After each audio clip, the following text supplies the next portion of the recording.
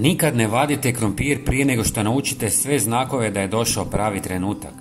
Berba u pravo vrijeme ključna je za kvalitetan urod, dugotrajno skladištenje i očuvanje okusa. Ako požurite i oberete krumpir prerano, gomolji će biti sitni, nezreli i tanko kožasti, što ih čini osjetljivima na oštećenje i truljenje.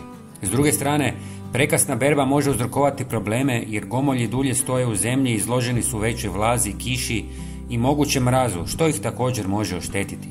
Cilj je pronaći savršenu ravnotežu, a za to postoji niz znakova i savjeta koji vam mogu pomoći. Prvi i najvažniji pokazatelj spremnosti krumpira za vađenje je izgled cime, odnosno nadzemnog dijela biljke. Kada lišće i stabiljka počnu žutjeti, sušiti se i polagati na zemlju, to znači da je biljka završila svoj rast i prestala slati hranjive tvari u gomolje. U tom trenutku krumpiri su dostigli svoju punu veličinu i počinju razvijati čvrstu koru koja je ključna za dugotrajno skladištenje. Mnogi vrtlari u ovoj fazi kose cimu i ostave krumpir još 10-ak dana u zemlji kako bi kora dodatno očvrsnula i gomolji postali otporniji na oštećenja. Drugi važan pokazatelj je čvrstoća kore. Kada mislite da je krumpir spreman, iskopajte nekoliko gomolja i pokušajte prstom oguliti koru. Ako se kora lako skida, gomolji još nisu potpuno zreli. Čvrsta kora znači da je krumpir spreman za vađenje i spreman za duže skladištenje bez gubitka kvalitete. Ovaj jednostavan test najbolji je način da izbjegnete preranu berbu. Tlo također otkriva mnogo. Kada krumpir sazrijeva, tlo oko njega postaje rahlo i lako se mrvi jer korenje više ne raste. Suho i lagano tlo znak je da su gomolji prestali rasti i spremni su za berbu.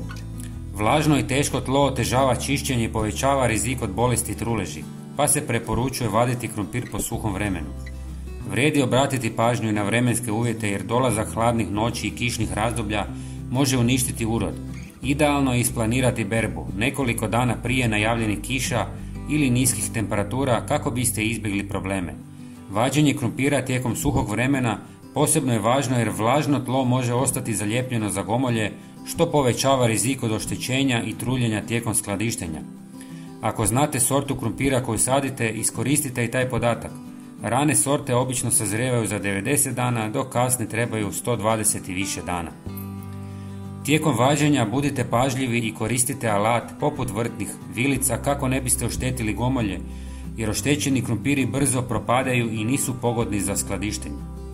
Nakon vađenja ostavite krumpir nekoliko sati da se posuši na prozračnom i sjenovitom mjestu. Za skladištenje birajte zdrave i neoštećene gomolje.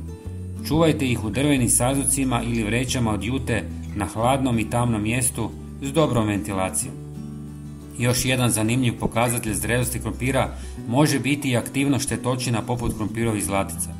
Kako se biljke približava kraju vegetacije, cima počinje venuti i gubi svježinu pa se i štetočine povlače jer više nema dovoljno zelene hrane.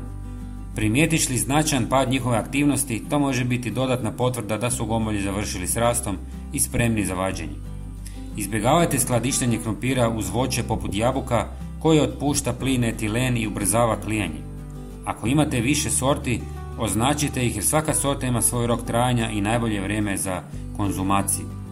Prateći ove sve znakove, stanje cime, čvrstoću kore, teksturu tla, vremenske uvjete i sortu, osigurat ćete bogat urod i kvalitetne gomolje koji će ostati svježi i ukusni mjesecima.